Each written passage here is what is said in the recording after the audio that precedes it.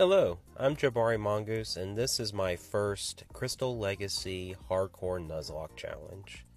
In Crystal Legacy version 1.2, you can select a horror mode, which has the normal Hardcore Nuzlocke rules. Basically, can't use items in battle, no over-leveling, etc.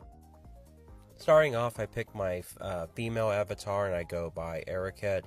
And yeah, let's get started here. First off, after talking to my mom, I head to Professor Elm's lab to get my starter. In this case, I decide to go extra hard and go with Chikorita. Now, Smith plays Pokemon, who him and his team made the Crystal Legacy ROM hack, has upgraded Chikorita's movesets, so we'll see how this goes. Per Professor Elm's request, we go and meet Mr. Pokemon to get a mysterious egg and get the Pokedex from Professor Oak. Upon which we immediately get a call from Professor Elm saying that someone stole a Pokemon from his lab. We then run into the perpetrator on our way back to the lab and then challenge him to a Pokemon battle. The rival fights don't get too complicated yet, so a couple of tackles was all it takes to take him down. One thing I forgot to mention is Chikorita's nickname is Gasms in honor of one of my followers and good friend. My Pokemon are being nicknamed after my followers.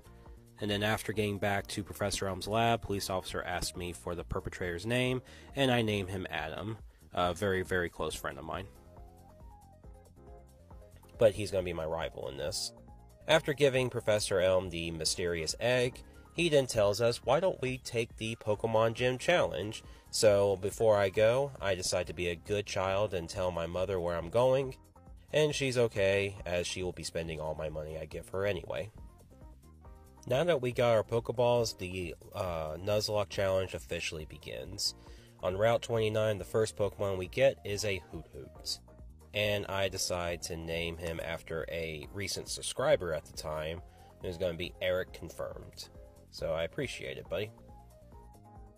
Next is on Route 46, and I catch myself a Rattata.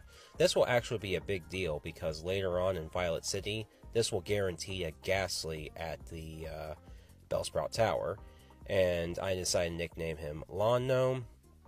On Route 30, we get a Spinarak, who it actually is a lot better. Ariados got a huge buff in this game, and is actually a very good mid-range Pokemon, I would say.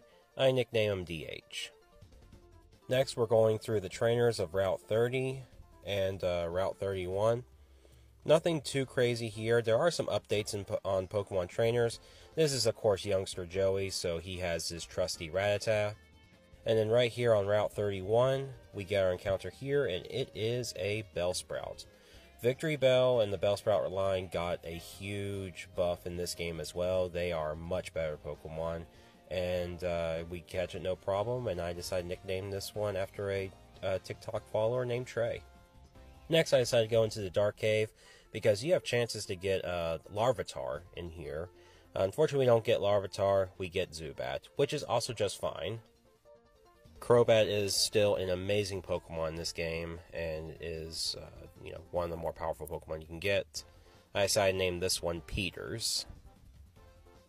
Now, we make our way to Violet City, and I decide to visit the school to showcase some cool things about talking to the students. They will talk about a lot of the details that they've made, or the changes they've made in this ROM hack. Things about like Ariados, how Cut to Bug type move, and Fighting type moves got some buffs to make them more in balance with the rest of the type moves in the game. Alright, then we go to Route 46, no not 46, 36, and I get my encounter here, and it's a Growlithe. Now if I waited till nighttime, I could have gotten Houndour, but I honestly really like Arcanine. And I decided to nickname this one Quick W. Thanks for the follow, buddy. After this, I go into the Ruins of the Alps and finish the first puzzle for Kabuto. Now, interesting thing, you get a fossil. You get the corresponding fossil for whichever puzzle you fix, and once you get to a certain number of badges, you can revive them. But they are your Ruins of the Alps encounter, and my mistake here is I didn't use a Repel, so now my encounter is an Unknown. But Unknown will be useful because it does have Ancient Power as well as Hidden Power in this, and mine is actually Hidden Power Ice, so this will help me a lot in the fight against Faulkner. After this, we do some prep work, and now it's time for the fight against Faulkner. All my Pokemon are at level 10, and once I beat him, I can now go beyond 10, and the next level cap would be 16. Faulkner starts off with his Pidgey, the same as the original base Crystal games, and I leave with Chikorita because it does not know a flying move.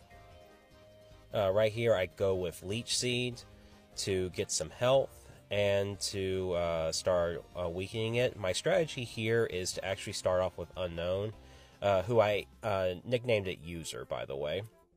Basically, since it has Ancient Power, I don't care if it lives or dies, I'm going to use it to to finish off the Pidgey and also start fighting Faulkner's ace Pokemon.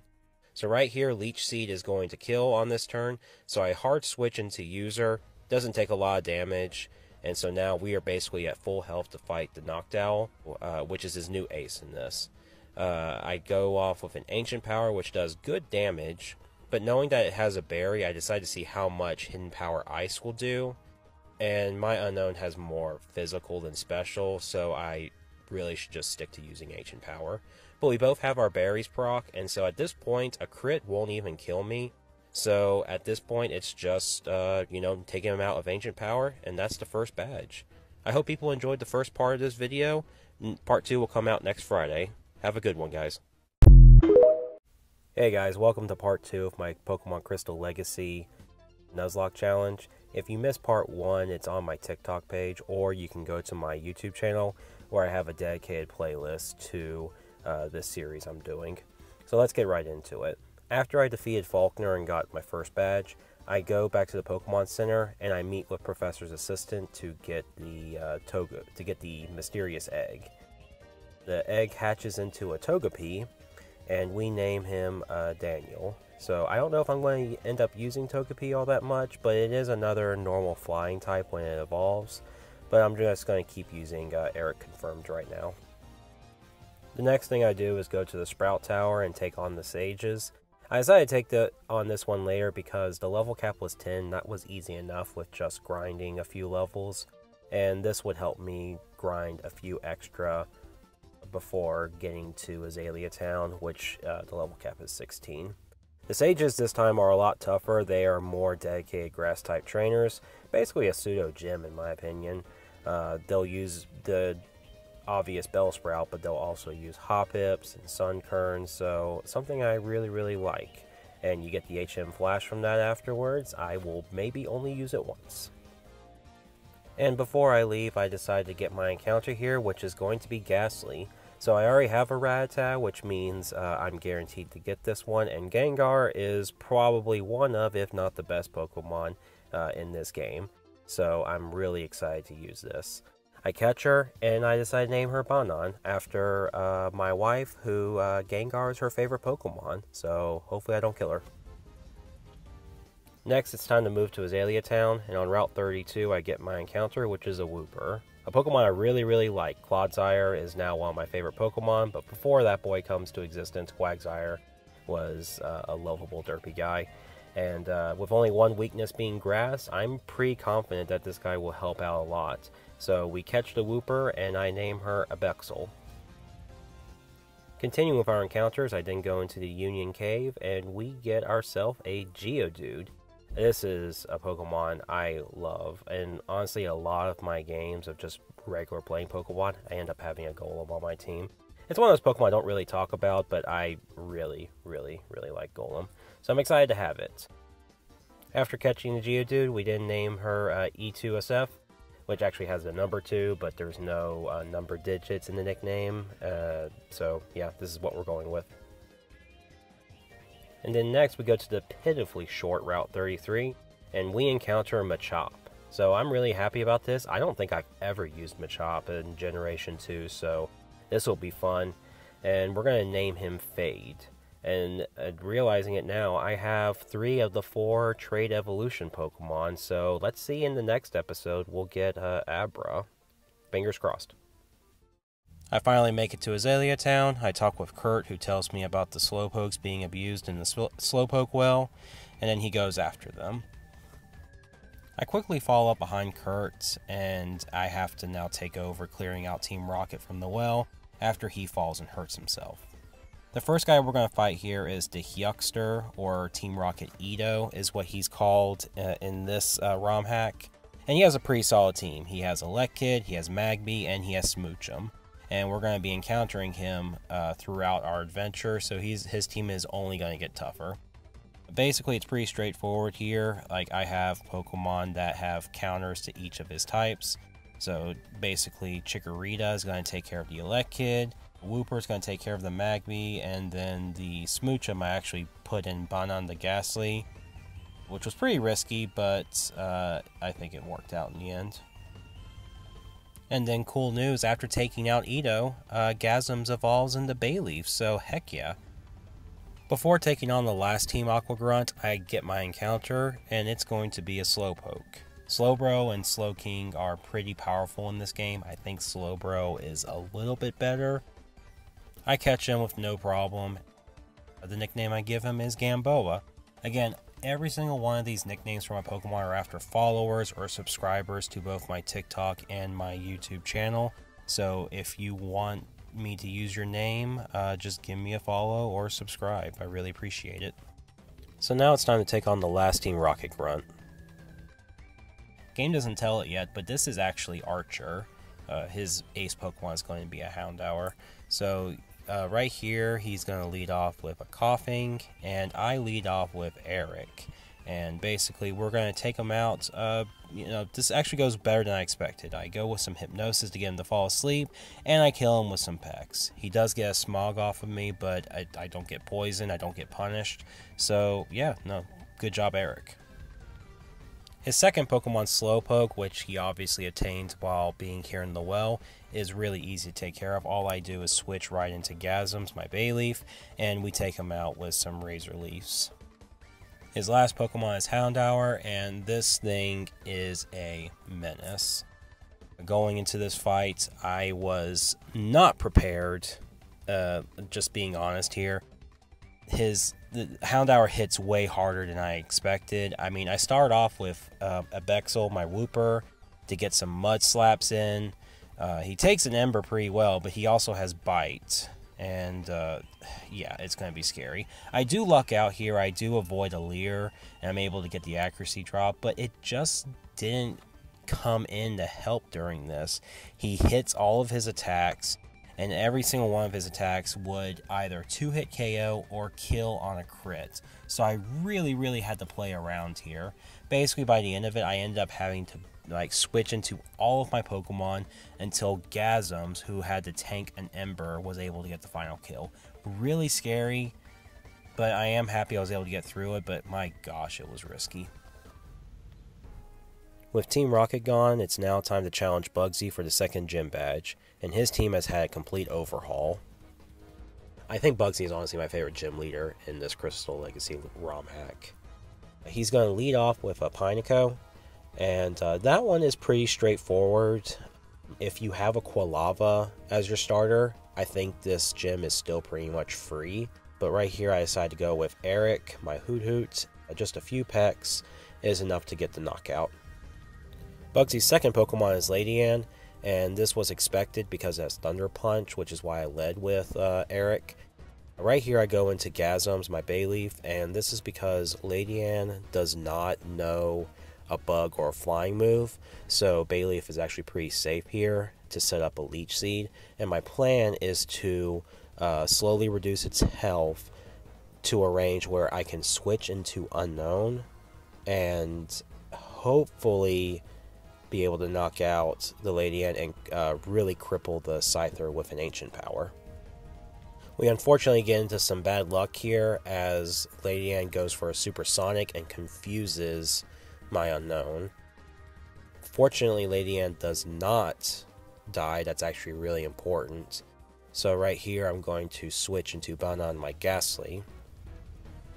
I'm going to make an error here because I did not look at Scyther's moveset before doing this fight. So right here, Bugsy brings out Scyther, and I'm thinking to myself, I'm pretty sure it just has like Fury Cutter and Cut and Quick Attack, and I thought it had like a Focus Energy or something. So right here I get the Lick. Next off I see that, oh, it's not going for a move like Pursuit or something. Maybe it doesn't have it. So I'm going to use Curse. And I have a berry that heals me. You know, this is pretty good. So right here I decide to land an attack, and yeah, Scyther used Pursuit and killed Banan. My precious Ghastly, that could have been an Elite Four Pokemon, is now dead. My first death of the run. So right here I go into Unknown, and I try to go for an Ancient Power, and Scyther just demolishes it. Honestly, I kind of expected that.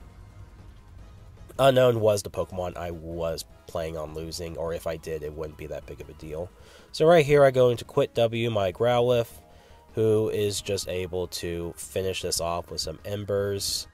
The Curse from Banan is finally proccing, so yeah, this was very sloppy on my end. Definitely something I need to be a little bit more prepared of in future runs, or in future gym fights. Hey guys, welcome to part 3 of my Pokemon Crystal Legacy Hard Mode Nuzlocke Challenge. So let's begin. After getting the second gym badge from Bugsy, I go to the Ilex Forest, but I get stopped by my rival Adam, and we go and have our second fight in the run. Now fortunately I have the perfect counter to this fight. Geodude will completely sweep this team. A Rock Throw on Zubat. His Quilava comes in next and goes for a Smokescreen, but Magnitude just absolutely obliterates it. And then his last Pokemon is a Larvitar, and a Magnitude hits and completely destroys him. So that takes care of that fight deathless. My Ilex Forest encounter is a Paris.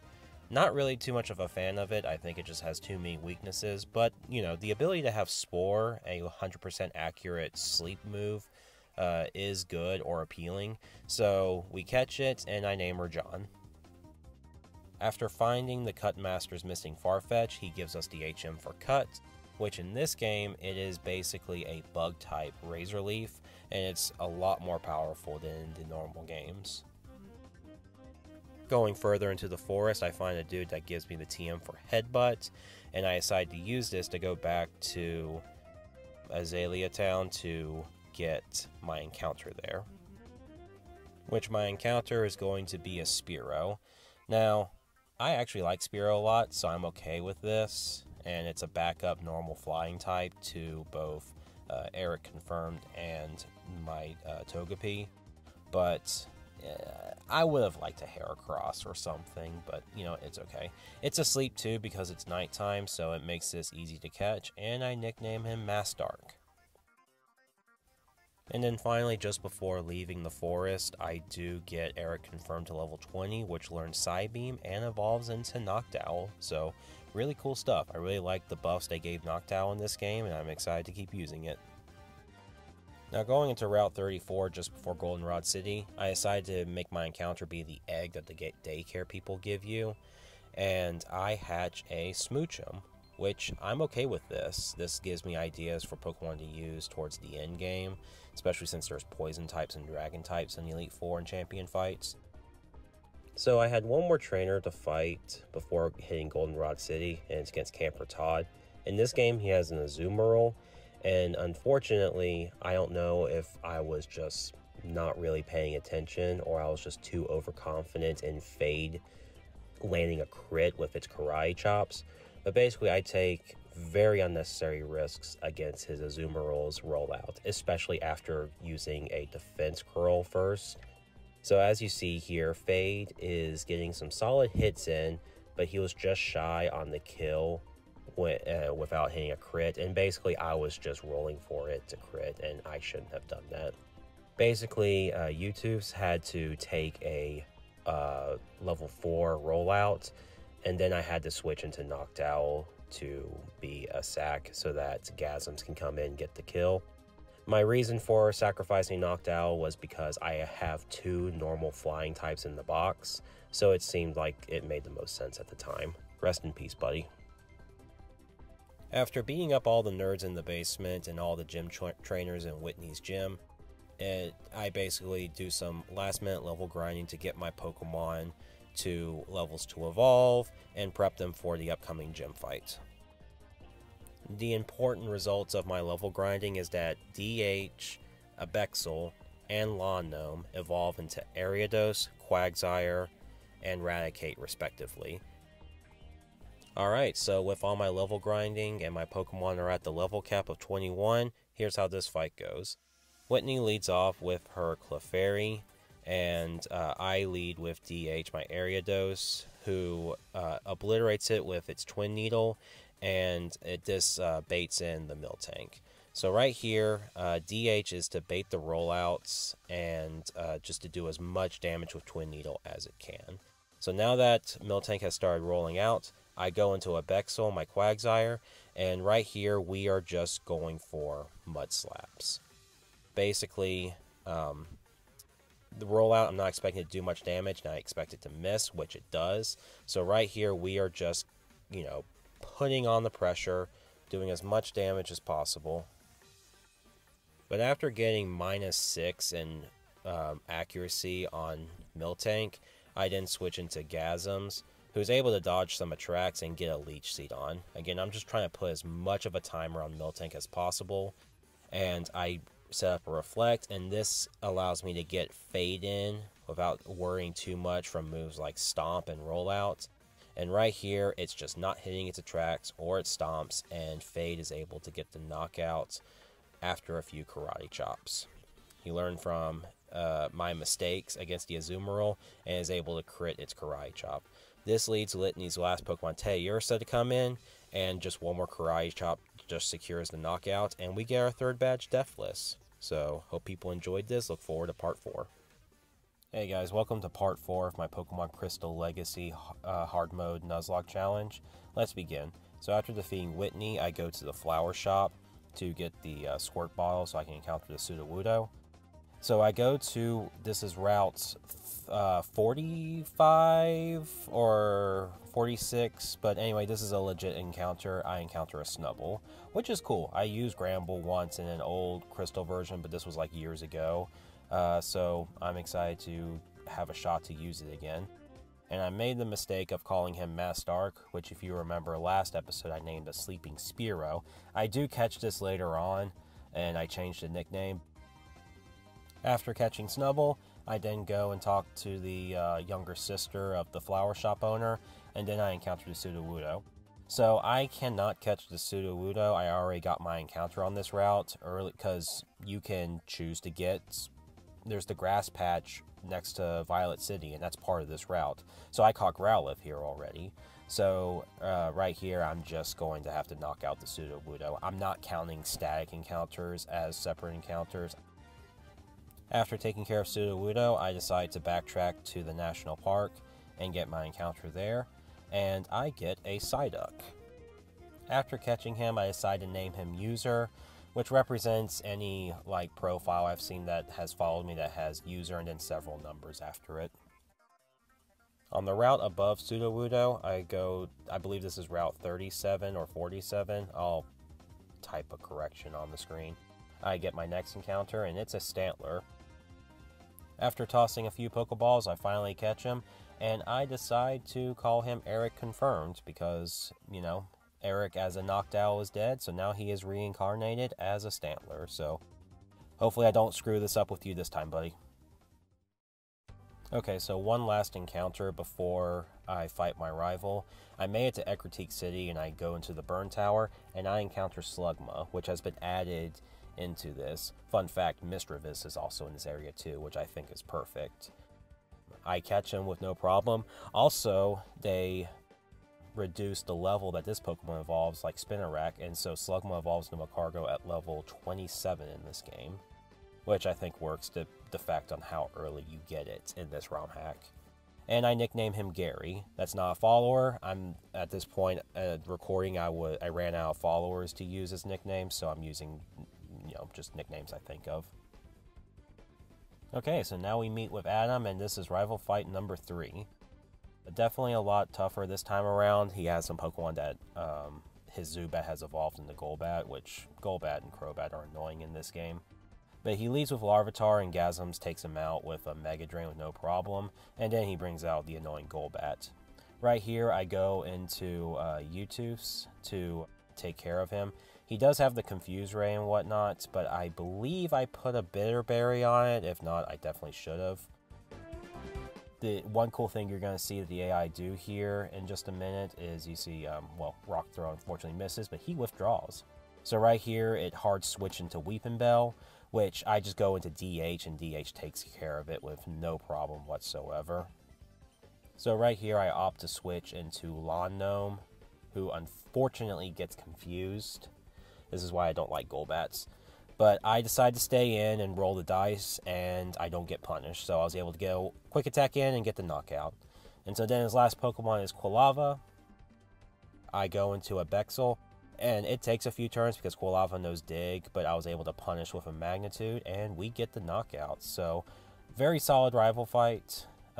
Really showing how much stronger he's starting to get, and you're going to see there's going to be some interesting things that are going to happen in future fights. After the fight, I fall down to the lower levels of the Burnt Tower, and I encounter the 3 legendary dogs, Raikou, Entei, and Suicune. After our encounter, I run into Yucine, who simps over Suicune for a little bit, and then I go and start level grinding and finishing some other side quests in Ecruteak City. So the level cap is level 25 for Morty, and I decided to go ahead and take care of the other side quests like the Kimono Girls, which I take care of them with relative ease. Abexel takes care of Jolteon, Flareon, DH takes care of the Umbreon, and I know Gasms takes care of Vaporeon, so really no issues all around. And I get Surf, which is going to be a useful traversing TM and just a great powerhouse TM altogether for my water types. While fighting some of Morty's gym trainers, Youtooth evolves into Graveler, which is pretty awesome. Also, all the trait evolution Pokemon in this game either evolve with their respective items, or with Graveler into Golem, he evolves at level 38. So, looking forward to having a Golem pretty soon.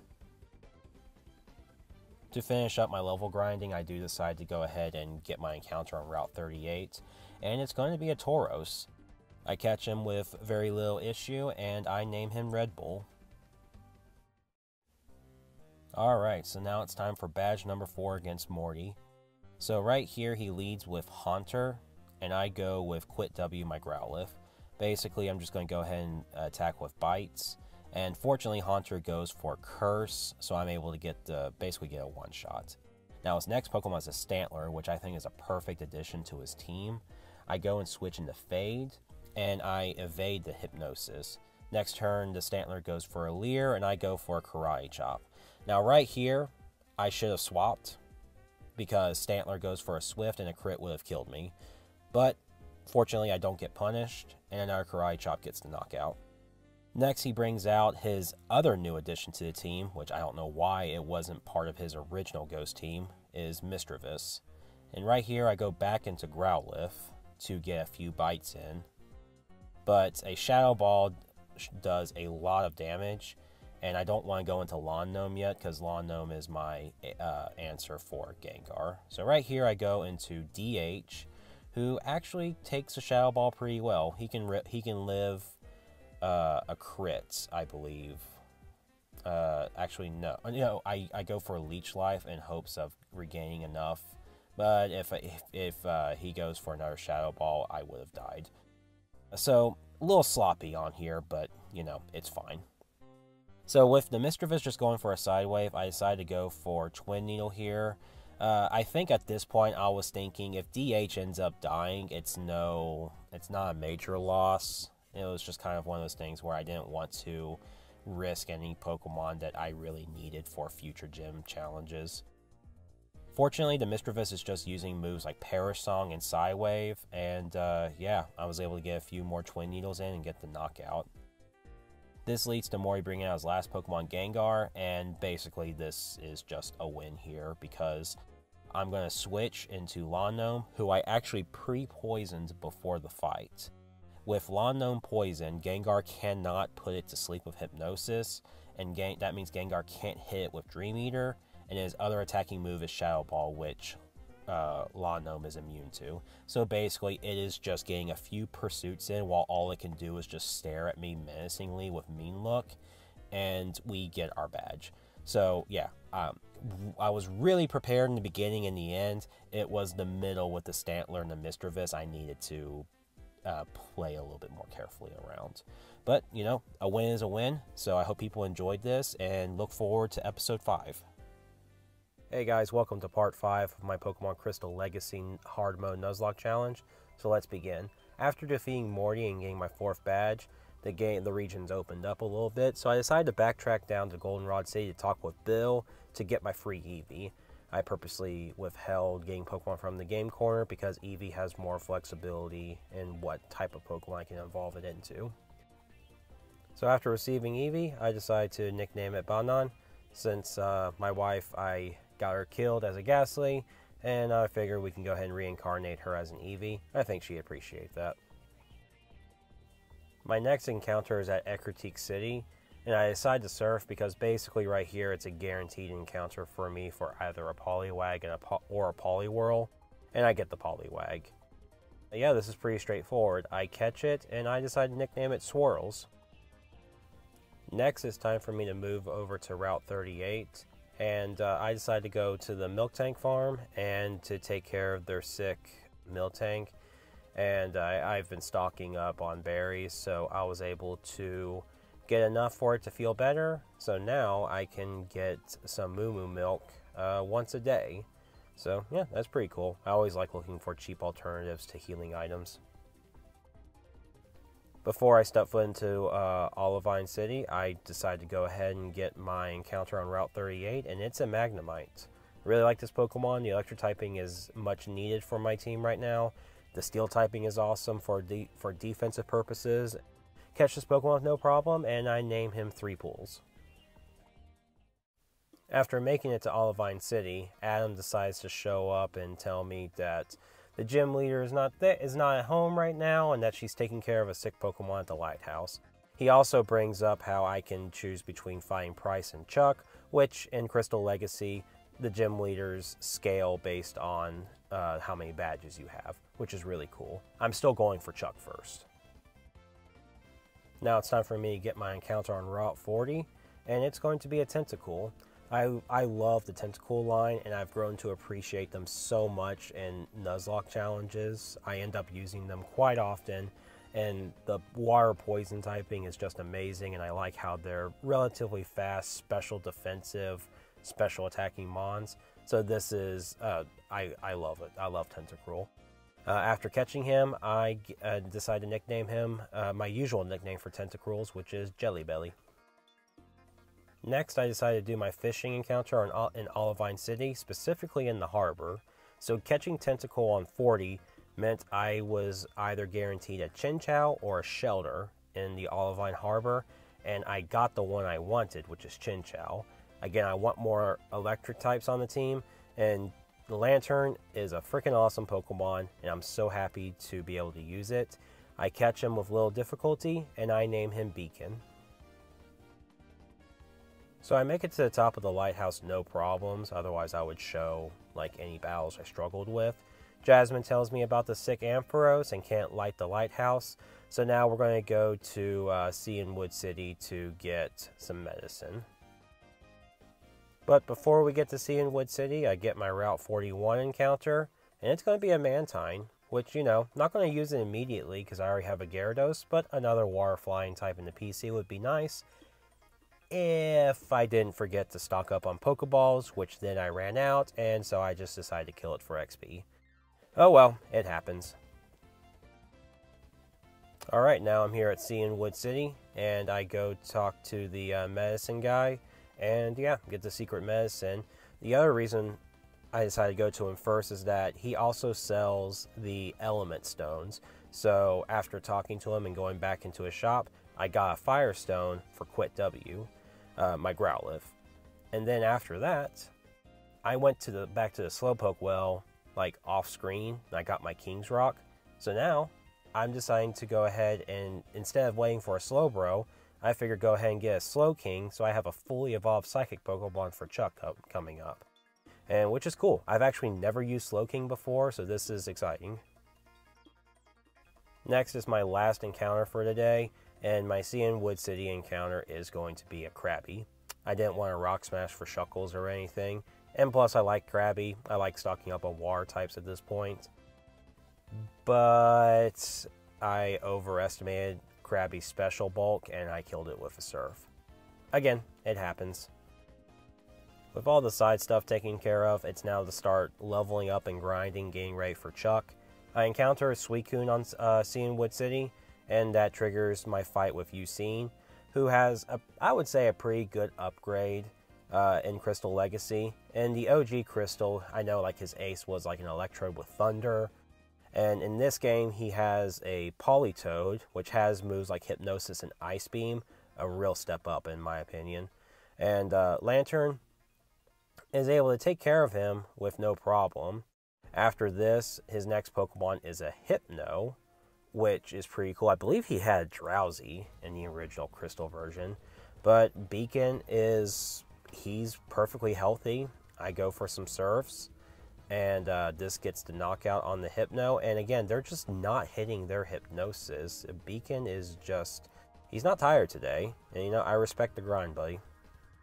And then his last Pokemon is a Flaffy. So, honestly, I kind of would have liked if the Electrode stayed. I just thought that Thunder Electrode was so threatening. But Flaffy is cool too. I like it. So, it is able to paralyze me and cause some paralysis shenanigans, but it's not enough. Beacon's able to just two-shot it with Surf, and that takes care of Ucine. After the fight, he simps over Suicune one more time before leaving. I then take care of all of Chuck's gym trainers to get some quick level ups before I have to grind and top everyone to level 31, which is the current level cap. And then we're going to go ahead and fight Chuck. So Chuck, this is his Gym 5 team. He has 4 Pokemon. If I were to save him to like Gym 6 or Gym 7, he would have a Pinsir in his party, but he doesn't at this point. So right here he has a Hitmontop, and Bansamir, my Gyarados, is just going to 2-hit KO him with Gust. The Hitmontop really can't do anything to me. But his Sudowoodo, which I think is a really cool include on this team, can do some pretty nasty damage, so I don't want to risk not killing it. So Abexel is a hard switch in, and he's able to take care of Sudowoodo with some Surfs. After this, Chuck brings out his Pokemon Primeape, and right here, I figured Abexel is looking pretty healthy, so I decide to stay and do some Mud Slaps. I do see that Karate Chop, if it crits, which the second one does, it would not kill, so I'm just able to get some Mud Slaps in just to get some accuracy drops. And then now I hard switch back into Gamboa. Hopefully, with some RNG luck, wouldn't have to take any hits, but it doesn't look like that's happening. Either way, Gamboa does defeat the Primeape with one solid Psybeam. And then the last Pokemon, Poliwrath, is here. Now, I believe I have the Sleep Berry on Gamboa, but I don't fully remember. But honestly, I didn't have to worry about too much because it's just 2 Psybeams and Poliwrath is down. So, yeah, this is Chuck. Honestly, I'm glad for another straightforward fight because I know it's going to get pretty difficult towards the late game. And after this, I talk to his wife, and she gives me a TM for Fly. This is why I also fought Chuck first anyway. So, I hope people enjoy this episode and tune in for badge number 6. Hey guys, welcome to part 6 of my Pokemon Crystal Legacy Hard Mode Nuzlocke Challenge. Let's begin. After getting my 5th badge and being Chuck, I decide to fly back to Ecruteak City and start making my trek through Route 42. But first, we're going to get my encounter in Mount Mortar, and that's fighting the Karate Master. He has been placed much earlier in the mountain, so that you can just go ahead and get your Tyrogue really quick. And right here, it's pretty straightforward. Gasms is doing a good job just being a wall and healing with Leech Seed, Synthesis, and Mega Drain. And I take care of the Hitmonchan and Hitmonlee with no problem. After this, he gives me a level 5 Tyrogue, who I nickname Norris. Next, I get my encounter on Route 42, and it's an Ekans. I catch this Pokemon with no problem, and I nickname him after my pet snake, Vesper. Next, I get my encounter on Route 43, and I get a Furret. It's pretty good. It gets cool moves like Dig and Extreme Speed, so definitely can have some use for it. I catch it, and I nickname it Floofs. Next, I encountered the red Gyarados at the Lake of Rage. Unfortunately, I already have a Gyarados, so I can't catch it, and I can't get an encounter at the Lake of Rage in general. So I just knock it out with Lantern, and one spark does the trick. Afterwards, I meet up with Lance and a mysterious figure at the Lake of Rage, who asks for my help in dealing with Team Rocket that are apparently in the area. Going to Mahogany Town, we get to watch the mysterious man completely eviscerate this guy with his Nidoqueen, and then Lance shows us the secret stairway leading down to the Team Rocket hideout. So now it's just going through the Rocket hideout and just taking care of any grunts along the way. Good way to grind levels, so I don't really take out the statue alarms or anything. I get Growlithe to level 35 where it learns Flamethrower, and then I evolve him into Arcanine. While getting the passwords in the Rocket hideout, one of the password holders is the Hyuckster, Edo, and now he has a much stronger team than he did in the Slowpoke well. All of his baby Pokemon have evolved, and he has an additional member. So he starts off with Jinx, where DH, my Ariados, just completely destroys it in one hit. And then his new member is a Poliwhirl. Again, it doesn't really have much of a counter to me, so DH just knocks it out again. And then he brings out his Magmar. And then this, at this point, is just a very easy hard switch into Abalexal. And basically he just takes care of the Magmar and the Electabuzz afterwards. So a pretty clean victory here. Just like in the Slowpoke well, Archer seems to be leading the operation here in Mahogany Town, and he challenges us to a fight. His team is much stronger now, and he leads off with his Weezing. Abalexal gets badly poisoned, but is able to take care of him after a couple of magnitudes. He then brings out the newest addition to his team, which is a Tauros. Very powerful physical Pokemon, can really make dents into walls. I bring in Bansamir because he is the bulkiest Pokemon I pretty much have right now, so he's able to take him out with a fly that luckily lands a critical hit, so good job, buddy. His next Pokemon is his Slowbro, which can be a real problem because it's going to use moves like Amnesia and Curse to be very bulky. But I have the perfect counter with Gasms, my Meganium, and all it takes is just a few grass moves with Leech Seed and Mega Drain, and it can't touch me. This actually goes really, really well. Finally, he brings out his ace, which is Houndoom, and all this is just switching into Beacon, my Lantern, who is able to take him out with some water-type moves. His team is pretty scary, but this is probably the best that this could have went. The crit with Gyarados' Fly on the Tauros, I think, is what really saved me. But we're not out of the woods just yet. As I go into the generator room, the last Team Rocket admins jump me, and Lance helps me out. So Ariana leads with her Arbok, and I lead with Abalexal. Basically, it's just a few magnitudes, and we knock it out with no problem. She then brings out her Vileplume, and this is just an easy switch into Gyarados, or Bansamir. And after this is just a pure Gyarados sweep. Gyarados is probably one of the best Pokemon in this game, and it's pretty much the best Pokemon in almost any Nuzlocke you do. But this is just a strong example of giving him Fly, and just how much he is a menace to everything. He one-shots Vileplume, and then he one-shots the Persian, and it's just a couple of thrashes to knock out the Murkrow, and we take out every Rocket member in this hideout. There's just one last thing to do, and we can go home, and it's to take out these electrodes that are powering up the generators. I decided to try to catch this one, and I lead with my trusty Abalexal, who I figured is pretty bulky enough to survive an exploding attack. One Mud Slap puts this electrode perfectly in the red, and then I start chucking Pokeballs. After throwing my second ball, unfortunately this electrode explodes. but I'm confident that Abalexal can survive. Unless the Electrode crits. I'm not going to lie, this hurts a lot. Abalexal was going to be a big help in my fight against Jasmine, and this just really hurt a lot.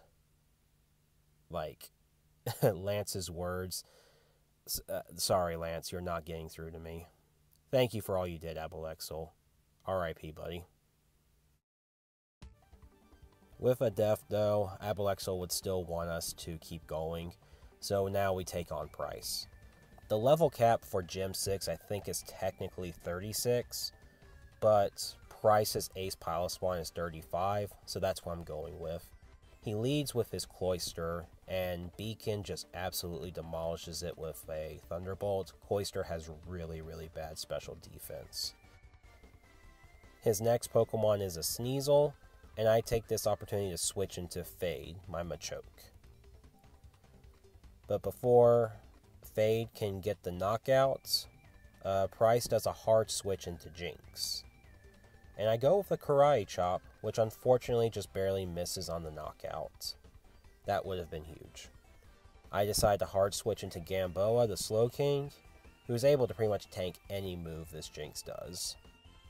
All it can do is a few sidekicks that barely do anything to Gamboa, and he shows off his strength and just yeets Jinx into the wall, basically. He then brings back out his Sneasel, and I bring in Fade. No hard switches at this point.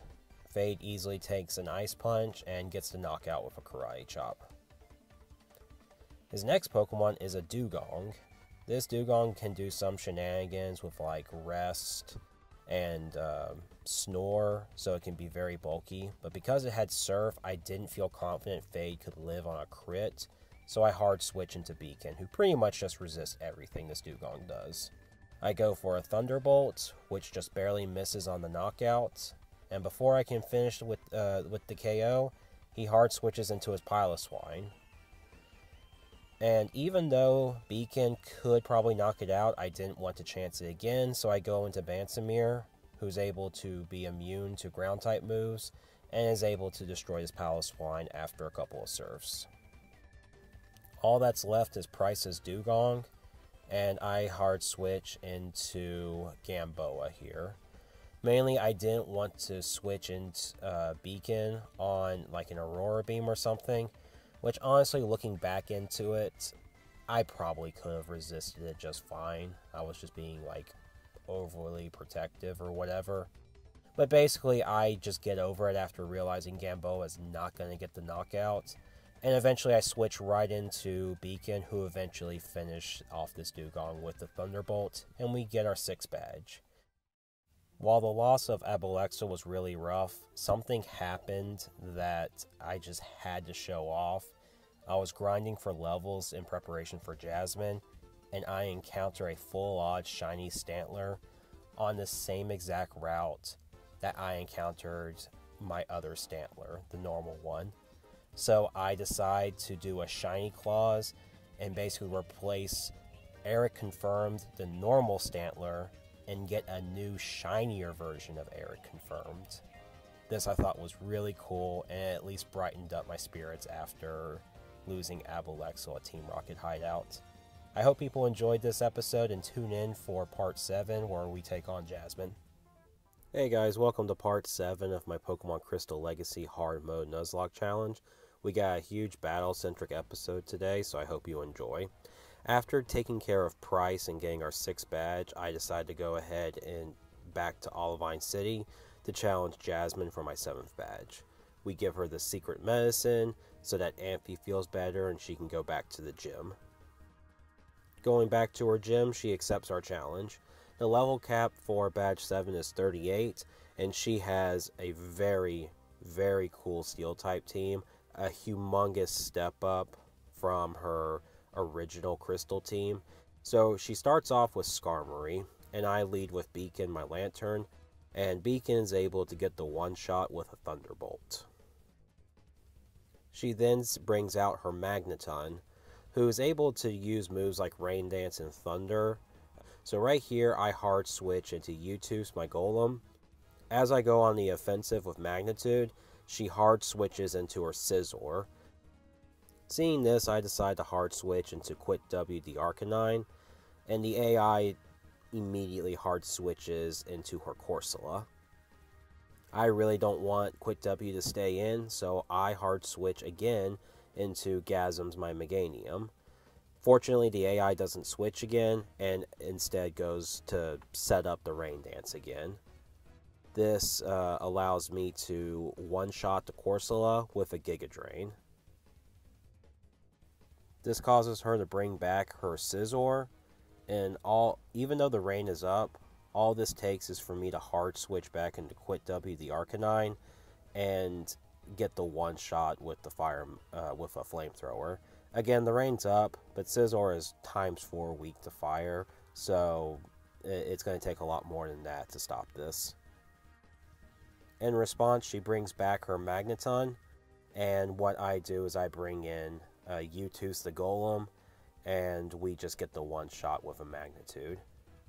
Her last Pokemon is her trusty Steelix, and all I end up doing is hard switching into Bansamir, my Gyarados, and he gets the one shot with a Surf. This was a really cool hard switch focused battle, and it was a lot of fun. A really huge step up from her original team. After getting our 7th badge, we then get a call from Professor Elm about Team Rocket on the radio station, so we head to Goldenrod City to see what's going on. Team Rocket has fully taken over the Goldenrod radio tower, so we fight through the floors to get to the top in order to fight the executive. Defeating him will give us the basement key to continue the story. In the original Crystal version, he had 5 coughings and a wheezing. In this, he has a much cooler, fully evolved poison type team plus a Rhydon. He leads off with a Muck that uses some minimize shenanigans, but Bansamir does not care at all. He hits with a Fly, and then he also lands a Bite, just securing the knockout. His next Pokemon is a Nidoqueen, and Bansamir is able to take a Thunder Punch no problem and get the 2-hit knockout with some Surfs. Next, he brings out his Weezing, and I hard switch into Utus the Golem. Basically, if he uses any kind of powerful poison move or explosions or anything, Utus is going to take care of it. He gets the knockout with a Magnitude, and then his next Pokemon is a Nidoking, and Utus just stays in and gets the 2-hit knockout with Magnitude. He levels up and actually learns Rock Slide at this point, so that's pretty awesome. His last Pokemon is a Rhydon, and this is just a very straightforward hard switch into Gasms, who gets the knockout with a Giga Drain.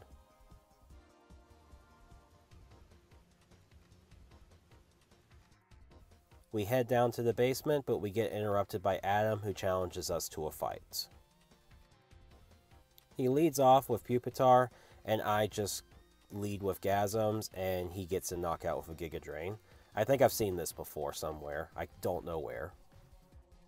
His next Pokemon is his Victory Bell, and I hard switch into Quit W, and even though Victory Bell sets up a growth, we're able to get the one shot with a Flamethrower. He then brings out his Octillery next, and I hard switch back into Gasms. Octillery has a Roar Beam at this point, but Gasms is able to heal more of Giga Drain and gets the 2-shot for the KO. Next, he brings out his Golbat, and I hard switch into Gamboa the Slowking. He does get the Confusion with a Confuse Ray, but I have a Bitter Berry, and the Golbat starts setting up double teams. And with a Psybeam and a Surf, Gamboa gets the 2 shots, and all that's left is his Typhlosion.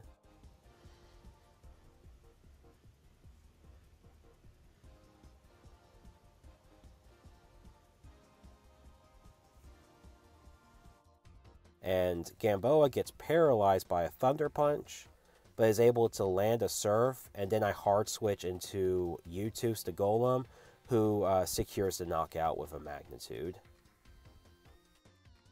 These were all some very good battles, and I'm very fortunate I didn't get any deaths in these, So next episode, we're going to continue through the Goldenrod Radio Tower, and then challenging the 8th badge, hopefully, in Blackthorn City. Hope people enjoyed this episode. I'll see you next time. Hey guys, welcome to part 8 of my Pokemon Crystal Legacy Hard Mode Nuzlocke Challenge. Last episode, I defeated my rival, also got my 7th gym badge, and right now I'm in the basement of Goldenrod City to rescue the chairman of the Goldenrod Radio Tower. So right here, going through the basement, there's only one important battle, and that's with good old Ito, the Hyuckster. This is the 3rd and final battle with him, and he has a full team of 5, and it's a pretty stacked team. He leads off with a Poliwrath, and I use Gasms, the Meganium, to go with a Giga Drain, and that's just an easy 2-hit KO. His next Pokemon is his Magmar, and at this point it's just switching into the right Pokemon for type advantage. So right here, Gamboa, the Slowking, takes care of Magmar. His Electabuzz comes in next, and Utus, the Golem, takes care of it. Jinx comes in next, and Quit W, the Arcanine, comes in and knocks it out. And then finally, his Rhydon, I use Gasms, the Meganium again, and even though he's paralyzed, gets the knockout. So it's pretty straightforward, and at the end there's some dialogue on how he's now leaving Team Rocket. After finding the chairman, he gives us the card key so we can go to the other half of the radio tower and confront Archer. But before we can get to Archer, Ariana challenges us to a rematch. Her team is pretty good. She leads off with Arbok, and I lead off with Utus, who's able to get the knockout, no problem. She then brings out her Vileplume, and I make a hard switch into Quit W, who gets the knockout with a Flamethrower. She then brings out her Gyarados, and this is just a hard switch into Beacon, who gets the 1-hit KO with Thunderbolt. And then her next Pokemon is her Persian. Now, I didn't know if Beacon was going to be able to take care of this, but she is able to get the 2-hit KO with some Surfs. And then her last Pokemon is Murkrow, and Beacon just gets the 1-hit KO again with a Thunderbolt. So, great job, buddy. This is why I love Lantern. Alright, so here we go. Now it's time to fight Archer and take down Team Rocket. He leads off with his Weezing, and I lead with Utus. And as I go for a Magnitude, he makes the hard switch into Slowbro. And Utus is not playing around because he hits a Magnitude 10, which doesn't get the knockout, but it does some pretty good damage. I make the hard switch into Gasms, and then Archer switches back into his Weezing. This, I then go back into Utus just to kind of reset everything. And he just goes for a Smokescreen, which isn't bad. I'm able to still stay in because his Weezing can't really do much to me. Utus rolls a Magnitude 7, and as I go for another attack to finish it off, he retreats into his Gyarados. And so right here, I then switch into Beacon, who, as we know, is a pretty good certified Gyarados killer, if I do say so myself. Beacon gets the knockout with a Thunderbolt, and this prompts Archer to go back into his Weezing, which makes sense. I don't think he really has a Pokemon that can counter Beacon pretty well, but Beacon is more than fast enough, and he gets the knockout with a Surf. Archer brings out his much scarier Tauros, and I hard switch into Utus, who's actually able to get the 2-hit KO with Rock Smash. I'm glad I have a good hard counter into this Pokemon. Tauros could easily make dents into my team if I didn't have a good bulky rock type. Archer then brings out his Slowbro, and if this thing was still at full HP, it would be pretty scary, but at this time, it's really not that bad. I decided to go into Bansamir because I'm preparing to attack the Houndoom, and I want Bansamir to be as healthy as possible for it. So he gets the knockout on Slowbro with a Bite, and then Archer's Ace Houndoom is here, and it's Bansamir outspeeds, which actually surprised me, and gets the knockout with the 2-hit KO with some Surfs. So this is a really good fight. Archer has really stepped up in this ROM hack. I'm glad they did him justice. After Team Rocket left, I get the clear bell from the director so I can encounter Suicune later. Well, now that Team Rocket's gone for good, it's time for me to make the trip to Blackthorn City. My next encounter is in the Ice Cave, and it is a Swinub. I catch her with no problem, and I nickname her Kokiri. After getting to Blackthorn City, there really isn't much to show off. I challenge Claire's trainers, and then I do some level grinding to hit the level cap of 45, and now it's time to challenge her. She has a really cool dragon team. It's really more themed around serpents and like water dragons and everything, so I really am a fan of this. She leads off with a Dragonair, and Ortega, my Jinx, who makes its debut, gets the one-hit KO with an Ice Punch. She then brings out her Gyarados, and I switch into Beacon. Again, certified Gyarados killer here. And she gets the knockout with a Thunderbolt. This prompts Claire to bring out her second Dragonair, and I make the switch into Ortega again. And she gets paralyzed, but I have the paralysis cure berry, just in case for these pesky dragon breaths. And then she gets the knockout with another Ice Punch. Her next Pokemon, and the newest inclusion into this team, is a Lapras. Now this is going to be a lot more difficult, but I send out Beacon first, and this is a 2-hit KO, and even though I get hit with 2 body slams, I do not get punished for this, especially since I didn't have a paralysis berry. And yeah, Beacon gets the 2-hit KO with Thunderbolt, so really good job. Now finally, it's Claire's ace, and that's her Kingdra. There is a sub-goal I'm trying to accomplish in this battle as well. Claire's Kingdra is the very first Pokemon to have leftovers in this game. And this is the first opportunity for you to have leftovers. I brought Lawn Gnome the Raticate, who's been boxed for a while, and he knows Thief. So basically, this could not have gone more perfect. Gasms hits the Leech Seed, and then gets a body slam that gets the paralysis. Basically, I feel very safe to bring Lawn Gnome in now. So what I do is I hard switch into Lawn Gnome, who actually switches in on the full paralysis. And then I use Thief. She's not holding an item. So Lawn Gnome uses Thief. I steal the leftovers, which I will keep at the end of this battle. And then we get the knockout with a Hyper Thing.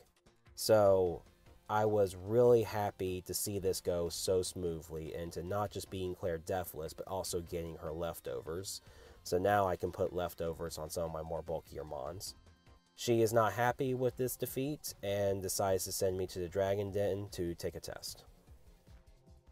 We make our way into the Dragon Den, or the Shrine, or whatever it's called, and some old elders give us a test. Basically, we say we don't beat our Pokemon, and we pass. Claire comes in embarrassed and begrudgingly gives us the badge and then the Dragon Breath afterwards, and informs us we can now take on the Pokemon League.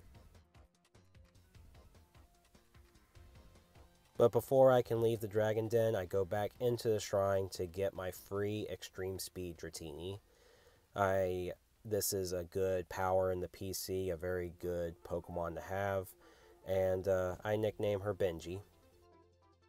The very last thing for today's episode is I go talk to Professor Elm to get my Master Ball, and I make the flight to Ecruteak City to get ready to encounter Suicune. I hope people enjoyed this episode, and tune in for part 9, where I start doing some extra stuff, and go to Victory Road. Hey guys, welcome to part 9 of my Pokemon Crystal Legacy Hard Mode Nuzlocke Challenge. On today's episode, we're going to get some encounters, and wrap up the last side story before we go to Victory Road. So right here, I go to the Tin Tower, and I go and encounter Suicune. Now, I never clarified this, but I am not using legendaries in this run. But after everything that happens in this episode, I may reconsider that in the future. And also for future, big boss fights that use legendaries. But besides the point, you have the Trial of the Three Sages, and they have a Noctowl. And, this is going pretty good. I go with Quick W for a Flamethrower. And I learned that Noctowls have Mirror Coats. And Quick W unexpectedly dies, which kind of sucks. He was my main fire type. It's probably the best fire type I can get in this point in the game. And, yeah. YouTube's was able to get the revenge on him, and yeah, this is bad. I can't start losing Pokemon at this point when I'm so close to the Elite Four, and especially since I want to keep doing the run on the Kanto side, you know, I can't keep losing valuable members. But as you see right here, Bansamir and U2 finish up the rest of this guy's team. And I'm not going to show the rest of the fights, but basically it all goes well. I don't lose any more Mons after this. But that one was that was unexpected and pretty hard, if I'm going to be honest here. Alright, actually going into the Tin Tower, we encounter Suicune. And I just get the knockout. A little extra experience. Again, I'm not using legendaries in this run. Beacon lands 2 Thunderbolts, and that's it. So, unfortunately, nothing special here. And honestly, because of how, I guess, not exciting this is, I may change how I use legendaries in future Legacy runs. But again, I'll make that decision later. Anyway, I have one more encounter before I go to Victory Road. And this is, I believe this is Route 25. It's right below Blackthorn City. And it's a Donphan, which, you know, I got a nice physical, bulky rock and ground type. A nice, bulky, pure ground type is just as nice. We get the catch, and I nicknamed this guy Dumbo. Okay, so right here, we officially step foot into Kanto. And I can't remember what this location's called, but it's a different named cave from Victory Road. And my encounter here is a Sea King. I don't remember all that I could have gotten, but I remember it was very limited because I already have stuff like Zubat and Slowpoke. But I'll take Sea King. I mean, it has Horn Drill, you know, but unfortunately I don't know if I am going to use it anytime soon. But it's nice to have in the box. I catch this guy no problem, and I nickname him Quit W. We just quickly reincarnate Quit W from a fire type to a goldfish. Also, so on Victory Road, there are 2 routes. So I was able to catch a Ponyta that I named Spirit. I don't have the footage for it. But I also caught this Dodrio on the other route. And this guy I named Avery. So I know I haven't shown any of the trainer fights in Victory Road. So I'll show the last one, which is Cool Trainer Beth. And as this fight goes over, basically, one thing I like about this Crystal Legacy game is that every single trainer on the Elite, like on the Pokemon League and Victory Road, they actually feel like they are trainers that have gone through the gym challenge and they have very powerful teams. Pretty much, I think only one guy has 3 Pokemon, but everyone else has like 4 to 5 Pokemon each. And it's all very good. And it's not like overly challenging or impossible or anything. They're just solid mons with solid movesets, and you more than likely are going to be fine, but you can't just underestimate them. And that's what I like about this ROM hack. So I know I've said it before, but I really like what Smith Plays and his team did with this game, and I'm excited to play Yellow Legacy too. Okay, so we actually go into Victory Road now, and my encounter here is a Sandslash. Pretty underwhelming. I was kind of hoping for another like rock and ground type or something, but it's okay.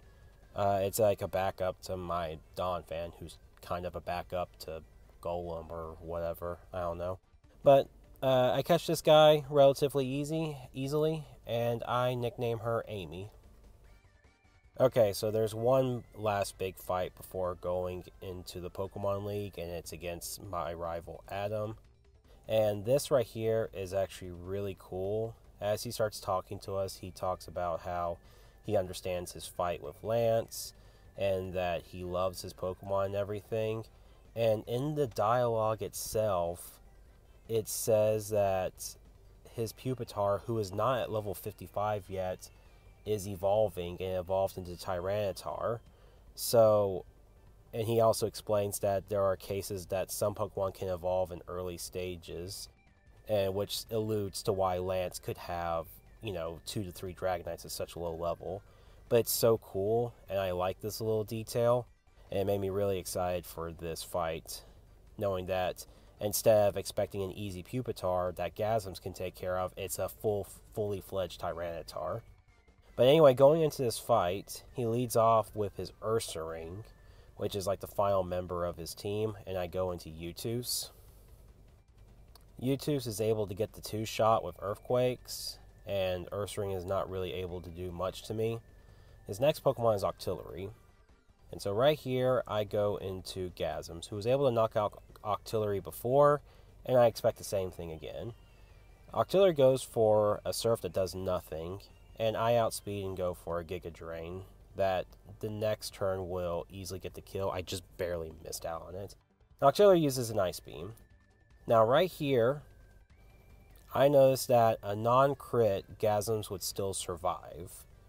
So I go in for the kill, and it turns out Octillery outspeeds and gets the crit.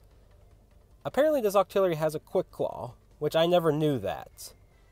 And not only did the Quick Claw trigger, but it got a crit Ice Beam, and I just lost Gasms in a blink of an eye just before getting to the Pokemon League. I'm not gonna lie, I was absolutely devastated. Like, this hurt so much. So Bansamir does get the knockout with a bite, and then Adam brings out his Golbat. Right here I go into Beacon, and it tanks a few quick attacks and is able to get the knockout with some Thunderbolts. His next Pokemon is his Victory Bell, and right here I go into Bansamir. I could have gone into Gary, my Cargo, who became my fill-in Fire type, but I honestly didn't trust it would secure the knockout without getting really roughed up by the Victory Bell. But Bansamir takes care of it with a Fly, and then the next Pokemon is a Typhlosion. Now right here, I decided to go into Beacon, mainly because I wanted to preserve Bansamir in case I have to use it against a Tyranitar. Right now the plan is to use Utus, so we'll see how that goes. Adam's last Pokemon is his Tyranitar, freshly evolved. And right here I bring in Utus. And apparently the Tyranitar decided to go for an Earthquake and landed a crit. Honestly, I don't know what I was thinking it was going to do. Maybe I thought it was going to go for Rock Slide or something. But losing Gasms and then immediately losing Utus, my spirit's kind of broken here. Bansamir comes in for a Rock Slide, and luckily we don't get crit. Bansamir goes for Surf. We don't get crit on the retaliating Rock Slide, and another Surf secures the knockout. But this was rough. And now I have to go in the Pokemon League with -2 members. I don't know if I was going to use Gasms, but I was definitely going to have Utus against Lance. Utus would have been a huge help. And I really don't have another rock type to use right now. But right now I gotta mourn my fallen allies and get to prepping for the next episode where you'll see me take on the Pokemon League. So, see you later, guys. Thank you for all your help. Hey guys, I've been fighting a cold the past few days, so I hope my voice doesn't sound too crazy. But here's my final team for the Elite Four. We have Bansamir the Gyarados, and he's rocking Surf, Blizzard, Fly, and Bite. We have Gamboa the Slowking, who's rocking Surf, Ice Beam, Psychic, and Swagger. We have Beacon the Lantern, who's rocking Thunderbolt, Surf, Takedown, and Confuse Ray. Ortega the Jinx, who has Ice Punch, Psychic, Shadow Ball, and Lovely Kiss. Lawn Gnome the Raticate, who has Return, Quick Attack, Thief, and Crunch. And Fade the Machamp, who has Detect, Thunder Punch, Cross Chop, and Earthquake. The level cap is 50. I can't go higher than that until I beat Will, and the final level cap, or Lance's Ace, is level 56. But for right here, we're going to go and take on Will.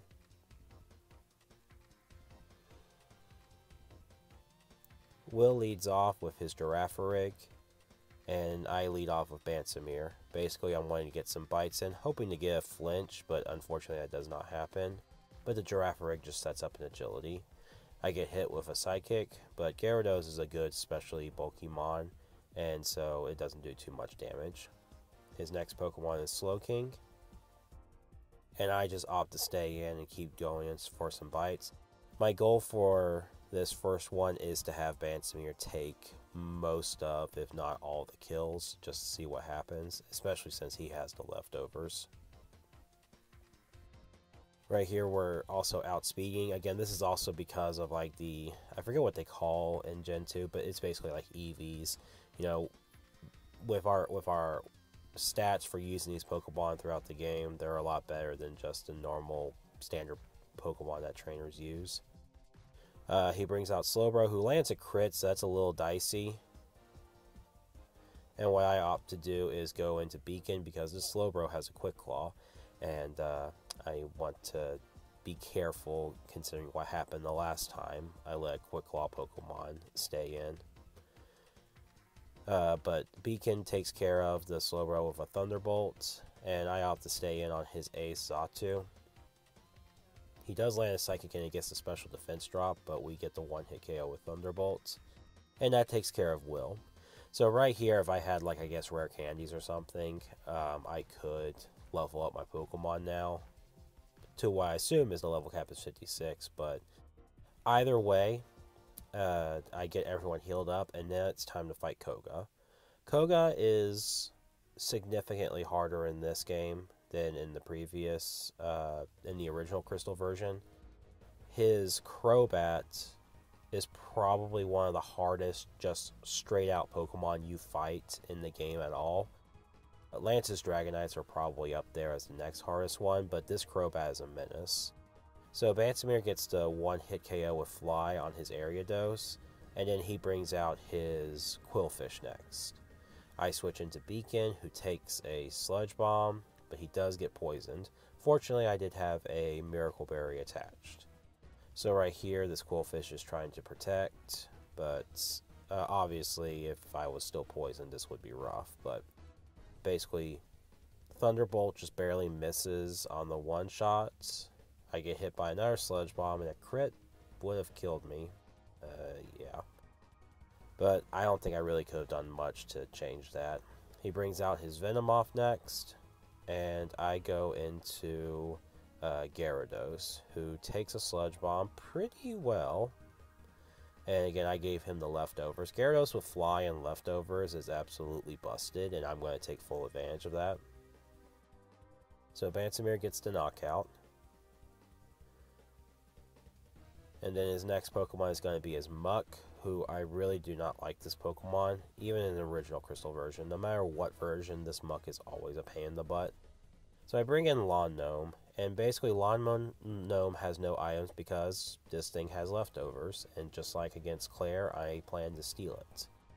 So, unfortunately, not landing because of minimizes and all this shenanigans, but basically if Lawn Gnome dies, it happens, but fortunately I was able to steal the leftovers, and this overall I think was the correct play, because even if I decide to not steal the leftovers, or if I say to change to another Pokemon and try and knock it out, the leftovers is still going to heal it. So, you know, I think it's best just to try to take the leftovers and then start trying to get through the crazy evasion buffs. So right here, Fade is taking a lot of hits against the Muck, and I tried to do like Detect and stuff to reduce the PP as much as possible, but ultimately I switch into Gamboa, and right here it's just hoping that I can land some Psychics. First Psychic misses, which sucks, and then the Muck goes for a Toxic. I really hate this thing. I'm starting to wonder if Crobat really is the worst Pokemon on his team. Right now it looks like it's the Muck. Fortunately, Gamboa does land 2 Psychics in a row against the crazy amount of minimize buffs, and now his Ace Crobat comes in. So right here I go into Bansamir, and Crobat starts setting up the double teams. This sucks. I thought we were over this. And so Crobat goes for some bites, and he gets 2 turns of flinching, and then he goes for a Confuse Ray. and I hurt myself in confusion. Leftovers is helping me stay alive, but this is really not good right now. This Crobat is just able to stay in and get a lot of flinch and confusion shenanigans, and then he's slowly increasing his speed. Like right here, I switch into Bansamir, and it decides to go for a double team. So right here, I figured it would be best to go for a fly if I didn't flinch. He goes for another double team, and I missed a fly. Go figure. I decided to go for another fly because his evasion is high enough as it is. Like, using a turn 2 fly just doesn't make a difference anymore. I'm sure there's some way I'm playing this poorly, but, you know, at the time I felt like this would be fine. But yeah, this is getting pretty rough, and I tried going for blizzards, but it's not working, and he eventually toxic my Bansamir, so it's going to make the leftovers null and void, and he's confusing me. So this is why this Crobat is probably one of the hardest Pokemon in this game. I switch into Ortega, who takes a bite. I pray that this Ice Punch will hit, but it does not. I go for another one, and it does not work. Unfortunately, Ortega needs to stay around because if other Pokemon die but she's alive, I at least have a fighting chance against Lance's Dragonites, I think. And right here, I come to a decision that I'm not happy with. I go for a Psychic.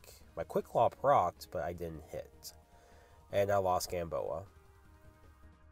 Right here, I go into Lawn Gnome, and I go for a return, and I do not hit it. And he goes for another bite. Again, I'm not getting flinched right now, but really I don't care about that. What sucks is when Bansamir got flinched in the beginning of this fight. I decided to go back into Ortega, who gets hurt in confusion and gets poisoned. This is falling apart very quickly. Yeah. So I go into Beacon. Crobat goes for bites, and I hit I get through the flinch, but I don't hit the Thunderbolt, and then Beacon dies. So I go into Fade. I try to go for a Thunder Punch, even though it's not going to kill. But, oh yeah, Crobat gets a crit. And he gets a flinch too, and just completely demolishes Fade, yeah. This run's over. This run's over. But, you know, this was fun. Not this part. This part was nuts. But I learned a lot during this, and I feel like the next time I do this run, I'll be a lot more prepared. But, yeah, this is my Crystal Legacy hard mode Nuzlocke challenge.